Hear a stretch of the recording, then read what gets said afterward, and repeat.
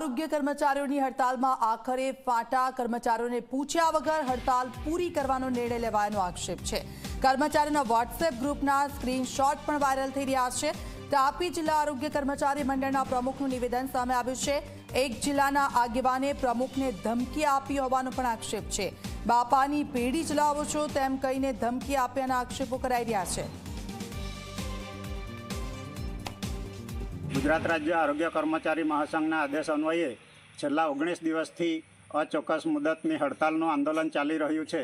એ સમયગાળા દરમિયાન ગુજરાત રાજ્ય આરોગ્ય કર્મચારી મહાસંઘના પ્રમુખશ્રી દ્વારા શ્રી સુરેશભાઈ એચ ગામિતને એમના માણસો દ્વારા શ્રી સંજય રાઠોડ ભાવનગર એમણે મને આજે 12-30 કલાકની આસપાસ ફોન કરીને તમે ગાંધીનગરમાં આવશો તો હું તમને મારી નાખીશ આવી મને મારી નાખવાની ધમકી આપી છે। એ મારી નાખવાની ધમકીનું કારણ એ છે કે જ્યારે અમારે જે 33 જિલ્લા પ્રમુખોનું જે ગ્રુપ છે અને ગુજરાત રાજ્ય આરોગ્ય કર્મચારી મહાસંઘનું ગ્રુપ છે એમાં અમારા મહાસંઘના પ્રમુખ દ્વારા એવો મેસેજ આપવામાં આવેલ કે જામનગર અને તાપી જિલ્લાએ મિટિંગમાં આવવાનું નથી। તો અમે પ્રશ્ન કરતા કે કેમ અમારા મિટિંગમાં આવવાનું નથી અને આ સંગઠનને શું તમે બાપની પેઢી સમજીને ચલાવો છો?